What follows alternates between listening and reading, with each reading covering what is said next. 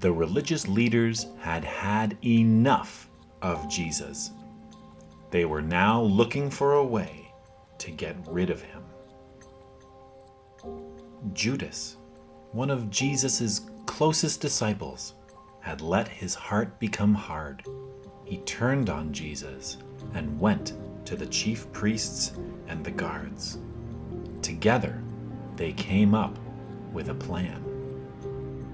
They would give him 30 pieces of silver, and in exchange, he would hand Jesus over to them. They would do it when nobody was around to see them.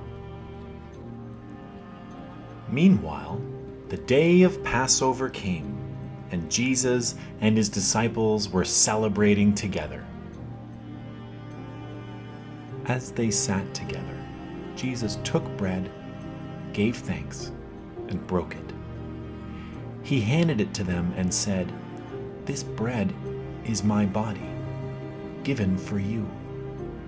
Every time you eat it, remember what I have done."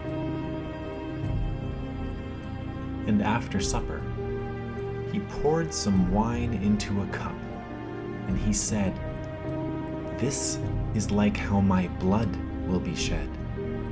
It's a reminder of the new promise I'm making with you." Jesus was showing them how much he loved the world. "And you must love each other as I have loved you now," he said. When their feast was done, Jesus and his disciples went up to the Mount of Olives to pray. Jesus went off by himself. Jesus knew everything that was about to happen. He was about to be arrested and killed, even though he had done nothing wrong. But this was why he had come to earth, to take the consequence of sin instead of us. And all of this was overwhelming him.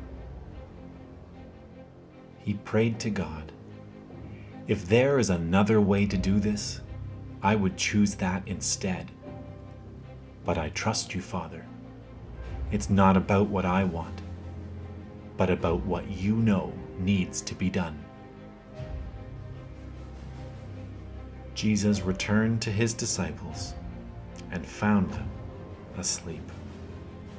Suddenly, Judas arrived, leading the guards. The disciples ran off into the night in fear, and the guards carried away Jesus in chains.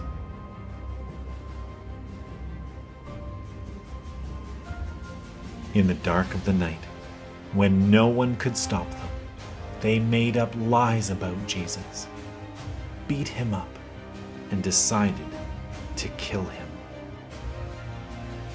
Jesus, God's Son, the perfect Messiah, was hung on a cross and died. His disciples and family took his body and laid it in a tomb. The tomb was sealed with a giant stone, and the day was done.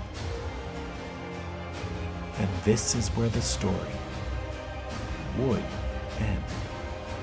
But the big God story is no ordinary story, and Jesus is no ordinary man. This story is far from over.